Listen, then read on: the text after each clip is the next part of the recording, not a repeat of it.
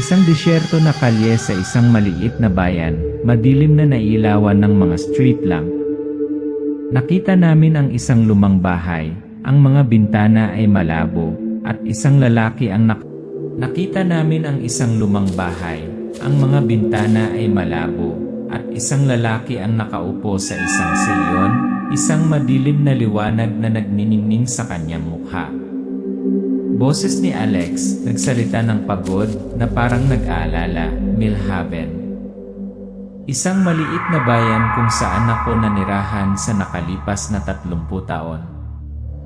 Maaaring hindi mo pa ito narinig, ngunit para sa akin, ito ay tulad ng isang luma, pagod na sa oras na pagpipinta, kung saan ang bawat kalye, bawat sulok ay pamilyar na kaya kong maglakad nang nakapikit ang mga mata ko at hindi naliligaw.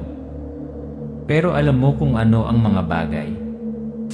Minsan, ang tuwing umaga, gumising ako ng 6 oras 30 minuto, gumawa ng isang tasa ng matapang na itim na kape, kumain ng toast na may strawberry jam, at maglakad papunta sa library. Walang espesyal sa bayang ito, walang kapansin-pansin maliban sa isang lumang water tower, nakatayong tahimik na nakatingin sa aming lahat. Parang laging payapa ang lahat hanggang isang gabi. Larawan ni Alex na nakaupo sa sala, nakadikit ang mga mata sa screen ng AG, ang tagapagbalita ay nagtataya ng panahon. Boses ng May announcer. At ngayon, magkakaroon tayo ng matinding hamog sa gabi, isang katangian ng taglagas sa Millhaven. Mangyaring mag-ingat sa paglabas sa gabi. Naging itim ang screen ng AG, pagkatapos ay lumabas ang puting text, Emergency Notification System. Hindi ito pagsubok. Boses ni Alex, medyo nalilito, ngunit kalmado pa rin. Malinaw kong naaalala ang sandaling yon. Biglang nag-black ang screen, pagkatapos ay may lumabas na linya ng text, na sinundan ng kakaibang boses na para bang dumaan sa isang lumang radyo, baluktot at baluktot. Kakaibang boses, sinakal, puno ng babala. Hindi mo na mapagkakatiwalaan ang mga kapitbahay mo. Hindi na sila ang mga taong kilala mo. Manggagaya lang sila, may mga anino. Magmumula sila sa iba't ibang anyo, sasabihin lahat ng salitang alam mo, pero huwag kang magpapaloko. Kung may tumawag sa pangalan mo ng 3 beses, huwag mong sagutin. Akala ko joke lang. May naglalaro ng kalokohan. But then, the next morning, everything started to change. Kinaumagahan, nakatayo si Alex sa kusina, nakatingin sa labas ng bintana. Malabo at mahamog ang tanawin sa labas. Nakita niya si Elres Carver, ang kanyang kapitbahay, na nakatayong hindi gumagalaw, ang mga mata ay nakatitig sa kanya. Walang salita. Alex, nagsisimulang manginig ang boses. Ang bayang ito ay hindi na ang lugar na kilala ko. Ang mga pamilyar na tao ay mga estranghero na. Nagsisimulang lumitaw ang mga kakaibang palatandaan at napagtanto ko, hindi lahat ay tulad ng tila. May madilim na bagay na kumukuha sa atin, unti-unti. At kung narinig mong tinawag ang pangalan mo 3 beses, wag na wag mong sasagutin.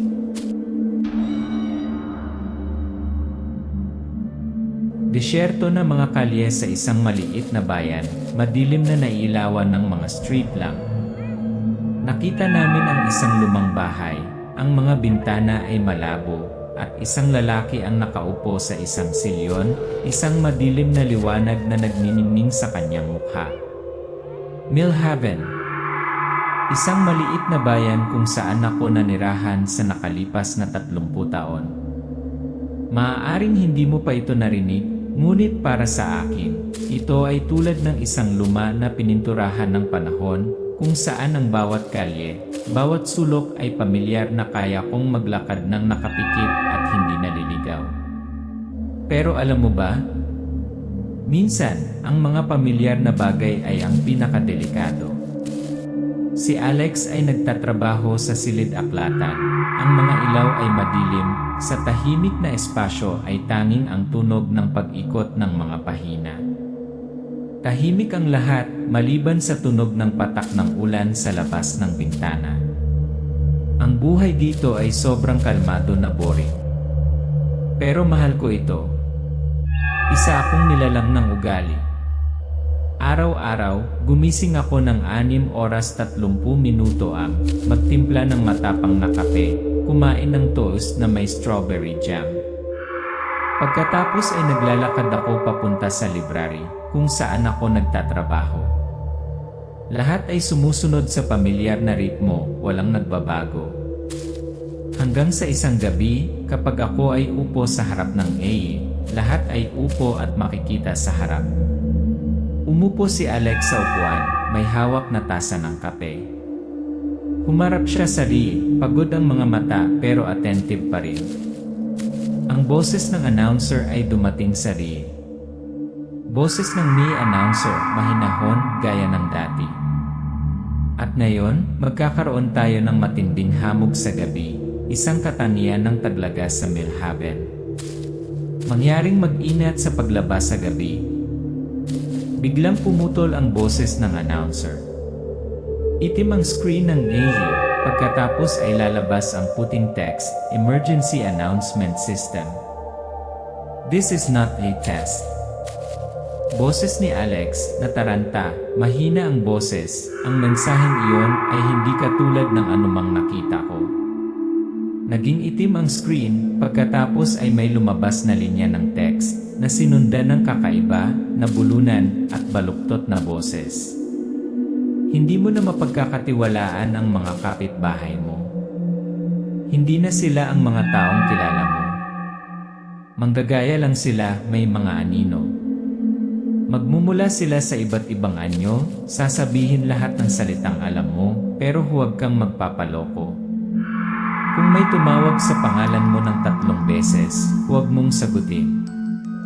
Noong una akala ko biro lang, may naglalaro.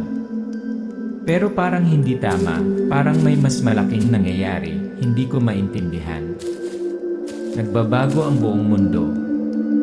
Nakatayo si Alex sa kusina, nakatingin sa labas ng bintana. Malabo at mahamog ang tanawin sa labas. Nakita niya si Elres Carver, ang kanyang kapitbahay, na nakatayong hindi gumagalaw, ang mga mata ay nakatitig sa kanya. Walang salita.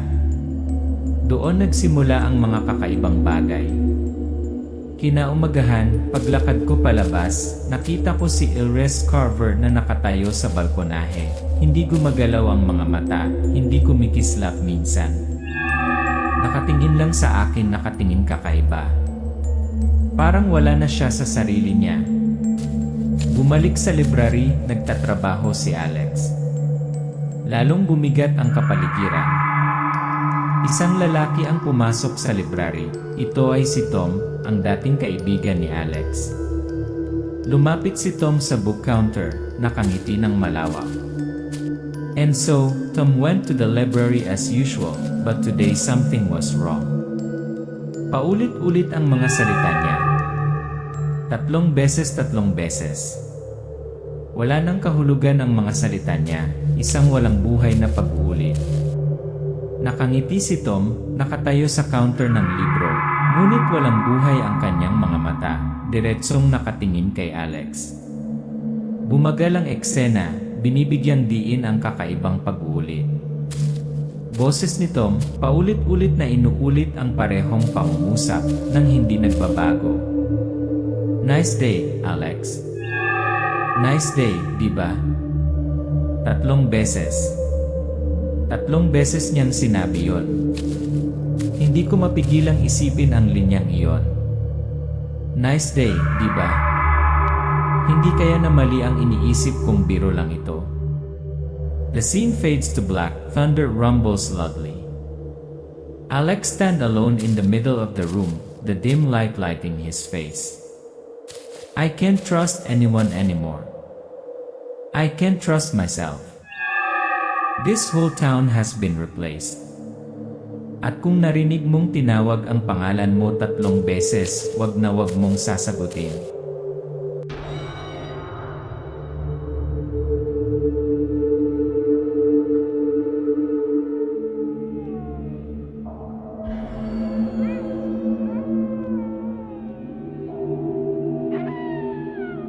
Kinunan ng eksena kinaumagahan, natabunan ng makapal na hamog ang bayan. Lumabas si Alex, may hawak na kape, at dumungaw sa bintana upang makita si Elres Carver na nakatayo sa balkonahe sa tapat ng kalye. Hindi pa rin kumikibo ang mga mata, na parang nagyelo sa isang sandali ng katahimikan. Nag-zoom in ang screen sa mukha ni Alex, halata ang pag-aalala. Alex, nagsisimulang manginig, nagsasalita ng mahina. Kaninang umaga, lumabas ako ng bahay at nakita ko si Elres Carver. Nakatayo siya roon, tahimik, hindi kumukurap, hindi kumikibo. Ang kanyang hitsura ay hindi isang tingin na nakita ko dati. 5 taon na akong nanirahan dito at hindi ko pa siya nakitang ganoon. Elres Carver, tumayo siya bilang isang estatwa. Ang kanyang mga mata ay bakante, hindi nagre-react nang tinawag siya ni Alex. Ilang beses ko siyang tinawagan pero hindi siya sumasagot. Pinilit kong kumbinsihin ang sarili ko na pagod lang siya o baka natulala siya. But something inside me knew that this isn't the Elres Carver knew. This town, it's not the same anymore. Things are starting to get hazy. Pero akala ko kakayanin ko pa hanggang sa nakilala ko si Tom. Nakangiting sabi. Nice day, Alex. Nice day, diba? Tumingin si Alex kay Tom nang may pag-aalinlangan. Inulit muli ni Tom ang parehong pangungusap, eksaktong kapareho ng dati. Isang kakaibang pakiramdam ang bumalot sa espasyo. Tom, 3 beses lang niyang sinabi yon. Tama ang sinabi niya nung pumasok siya. 3 times. Nice day, Alex. Nice day, Alex. I can't ignore this feeling. Ang mukha ni Tom, naging blanko ang kanyang mga mata. Nakangiti ngunit walang tunay na emosyon. Naramdaman ni Alex ang pagtulo ng malamig na pawis sa likod ng kanyang leg. Sinubukan niyang manatiling kalmado. Alex, huminga ng malalim, nagsisimulang magpanik. It can't be. It's a repetition. It's an inexplainable repetition. Hindi ito ang Tom na kilala ko. Ano ang dapat kong gawin? How could this be? Waloy. Alex, medyo natigilan, puno ng takot ang boses. Ano ito? Sino ang kumuha ng larawang ito? Ito ba ako? Ngunit wala akong maalala. Bakit ako nakatayo doon? Lahat-lahat ng ito hindi tama. Ang liwanag ay kumukupas. Umupo si Alex sa upuan, hawak ang litrato sa kamay, natataranta ang mga mata. Naalala niya ang babala mula sa emergency broadcast. Announcer sa ulo ni Alex, umaalingaw-ngaw. Kung may tumawag sa pangalan mo ng 3 beses, huwag mong sagutin. Huwag kang tumanggap ng kahit ano mula sa kanila. Alex, nagsisimulang huminga ng mabigat, bumubulong. No way. I've seen this before. This is a warning.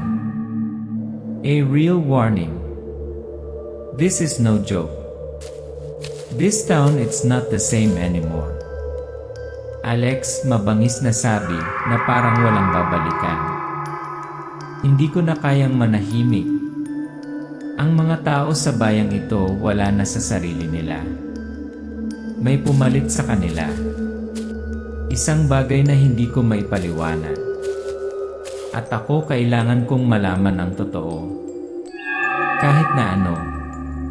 Alex, ang bayang ito ay nagbabago. Pero hindi ko hahayaang maging bahagi ako nito. Aalamin ko ang totoo. Aalamin ko kung sino sila. Lumabas si Alex ng bahay at dumaan sa maulap na kalye.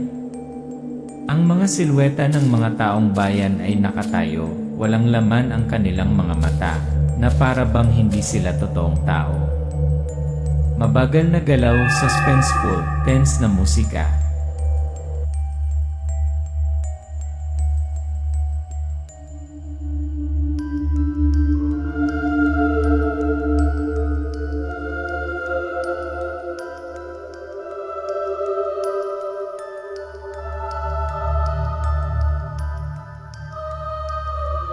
Ilang beses na akong pumasok sa library na ito nang hindi ko iniisip na ito ang lugar kung saan makakahanap ako ng mga sagot. Sa loob ng maraming taon ay naniniwala ako na ang lugar na ito ay isang bodega lamang ng mga libro, isang mapayapang lugar para magtago ako sa mundo sa labas. Ngunit ngayon, ito ay higit pa sa isang silid-aklatan. Ito ay isang pinto na nagbubukas sa nakaraan. At isang nakaraan madilim. Mga lumang dokumento noong 1972, maayos na nakaayos sa mesa. Binuksan ni Alex ang isa sa mga notebook, binuklat ang mga pahina ng may matinding konsentrasyon. Ang kaluskos ng papel ay parang paalala, umaalingaw ang tunog sa tahimik na espasyo. These reports are from 1972. I can't believe what I'm reading is related to something this strange.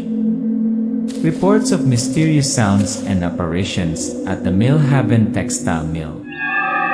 Na-dismiss na lahat ng employee accounts. Pero may kakaiba sa ilan sa mga note dito. Malinaw na ipinapakita ng dokumento ang mga tala mula sa mga empleyado ng pabrika. Kakaibang ingay sa gabi, lumataw ang hindi kilalang figura sa lugar ng pabrika. Wala nang nangahas na pag-usapan ito. Ito ay hindi biro. Huwag mong hayaang lokohin ko ang sarili ko. Itong pabrika ng tela may nakatago sa loob. Pero bakit walang naglakas loob na magsalita tungkol dito? Bakit tumahimik ang lahat ng mga taong ito? Ang isa pang file, kung saan ang mga talaan ng hitsura ng mga kakaibang nilalang, hindi na tao. Ang mga dokumento ay naglilink sa mga ulat ng mga water tower at mahiwagang istrukturang metal. Masinsinang nagbasa si Alex at biglang huminto, nanlaki ang mga mata, may napagtanto. Eto na. Gaya ng naisip ko. Ang mga nilalang na ito ay hindi na tao. Kinokontrol sila ng kakaibang senyales na nagmumula sa isang istrukturang metal malapit sa water tower. Hindi ito nagkataon. Ito ay isang sistema, isang mekanismo na kumokontrol sa lahat ng tao sa bayang ito na ginagawa silang mga walang laman na shell. Ang imahe ng sinaunang water tower, na tahimik na nakatayo sa gitna ng bayan, isang kakaibang silweta ang nakapalibot dito. Natakpan ng maulap na ulap ang lahat, nag-iwan lamang ng tahimik at nakakatakot na katahimikan. Lumitaw ang mga transparent na figure sa paligid ng water tower, na walang buhay na gumagalaw. Hindi sila ang mga taong nakilala ko. Hilres Carver, Tom, ang mga taong nakilala ko na palitan na sila. Kontrolado. Para saan? Para maging mga buhay na multo, walang kaluluwang mga puppet sa awa ng ilang puwersa. At lahat ng nangyayari ay nagmumula sa water tower na ito. Alex, nakatayo siya sa harap ng bintana ng library, nakatingin sa water tower. Puno ng takot ang kanyang mga mata, ngunit may determinasyon din. Ang bayang ito ay hindi lang inookupahan ng mga impostor, ito ay minamanipula ng isang alien force. Isang hudyat mula sa isang lugar na hindi ko maipaliwanag. I've seen enough. I have to do something. Pero paano? Umalis si Alex sa library at naglakad palabas, hawak ang mga lumang dokumento. Ang bayan ay tila nababalot ng makapal na hamog, lahat ay naging malabo at nakakatakot. Ang musika ay naging tense, na ginagawang kakaiba at mapanganib ang bawat eksena. Hindi ko nahahayaang kontrolin pa nila ang bayang ito. Kailangan kong gumawa ng paraan para sirain ang signal, para pigilan ang mga nilalang na ito, bago nila sakupin ang lahat. Ngunit una, kailangan kong harapin ang water tower na yon. Hindi sila mananalo. I won't let them make me part of them. I'll do anything to save Millhaven. Kasi kung hindi, susunod ako.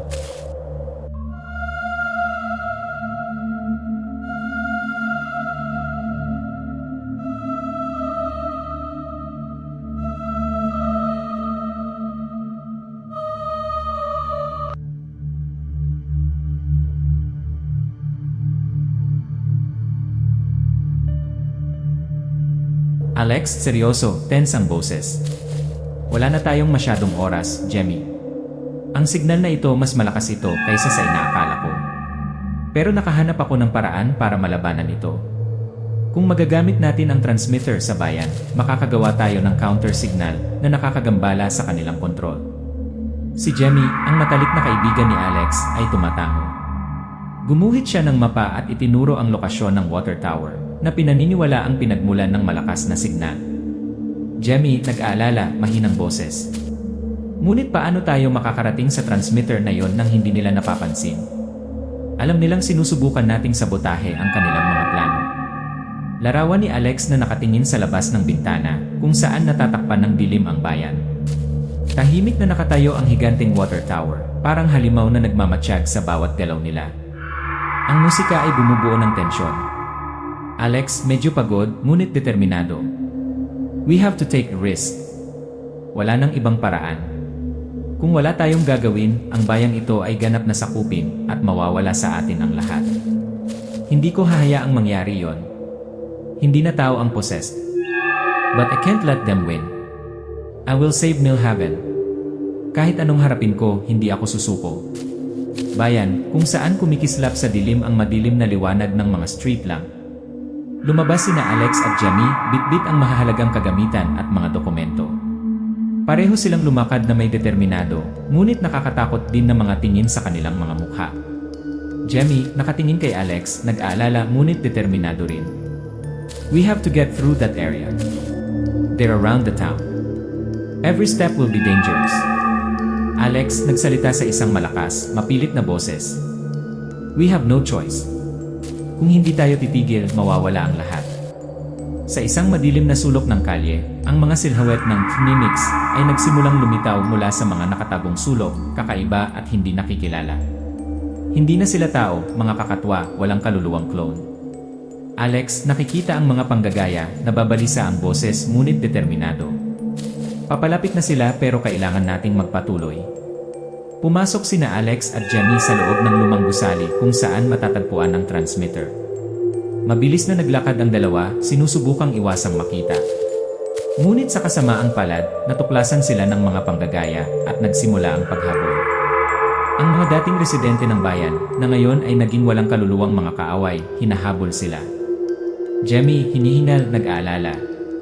Hindi tayo makakatakas kung patuloy tayong sinusundan ng ganito. Alex, determinado, masungit. Huwag hayaan na mahuli nila tayo. Kung hindi tayo titigil, panalo tayo. Tandaan mo, kailangan nating sirain ang signal nila.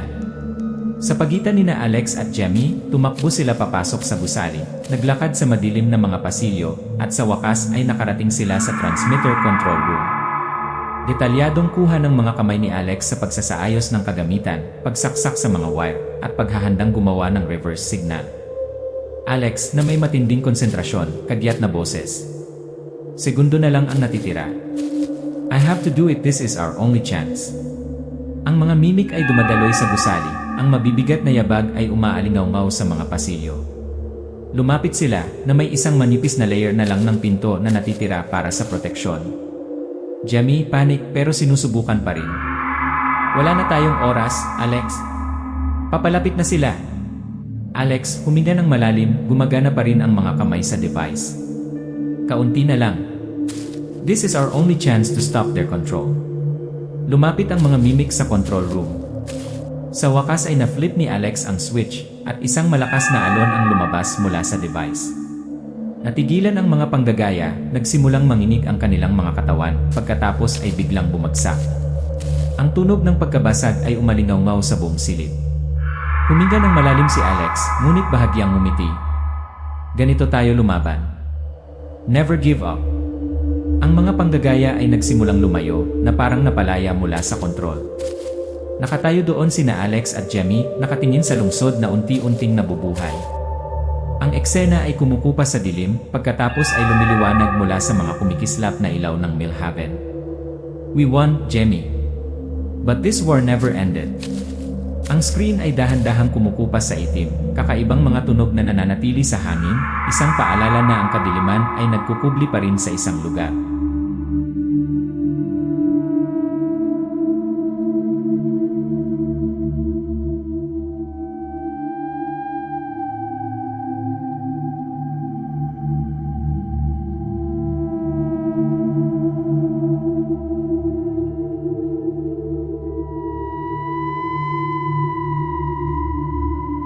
Nakatayo sina Alex at Jamie sa control room, nakahawak pa rin ang kanilang mga kamay sa switch at device. Biglang umilaw ang screen at may kakaibang banta sa hangin. Kakaibang mga tunog ang naririnig kung saan-saan, parang may papalapit.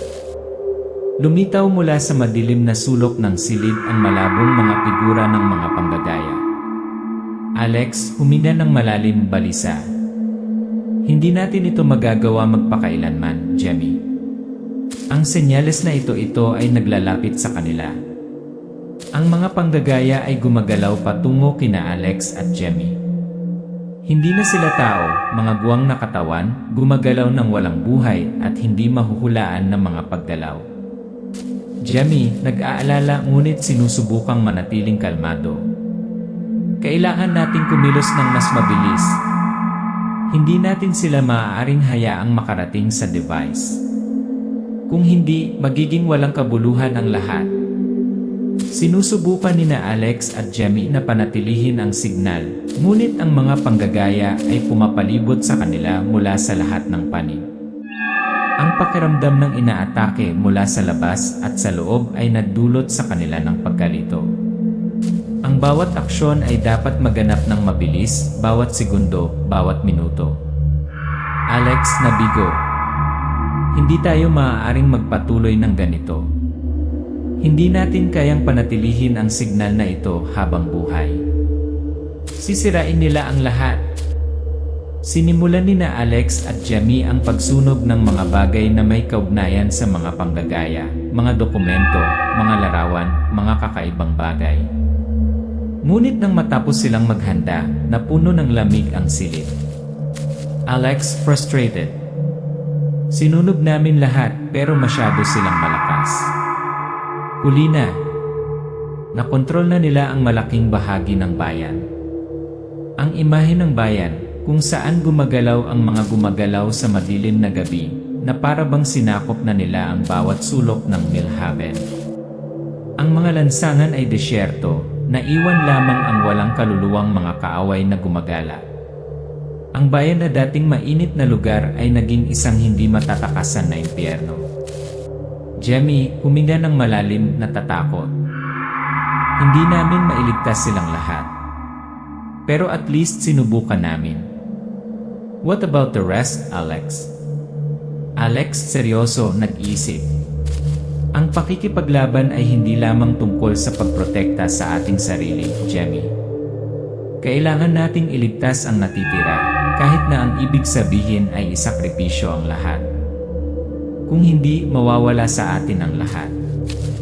Nagpasya sina Alex at Jamie na umalis sa bayan, ngunit hindi nila mapigilan ang pagsalakay ng mga mimik. Ang mga nilalang na ito ay masyadong makapangyarihan, at ang bayan ay halos ganap na nasakop.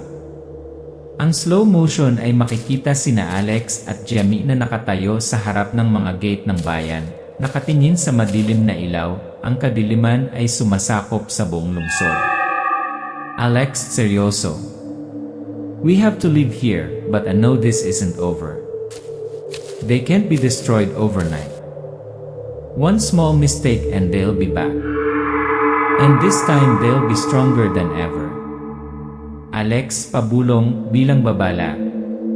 Hindi sila makakatakas sa kontrol nila. Pero tayo, we have to prepare for next time. Si Alex at Jamie ay nakatayo sa kadiliman, ang mga mata sa abot tanaw. Ang bayan ng Millhaven ay tahimik, wala ng mga boses ng tao, tanging kakaibang hangin at ang mga malabong silhouette ng mga panggagaya. Parang hindi pa tapos ang kwentong ito, nagsisimula pa lang. Alex muli, determinado at balisa. Nagbago na si Millhaven. At hindi ko alam kung kailan sila babalik, pero hindi ko hahayaang sakupin nila ang mundong ito.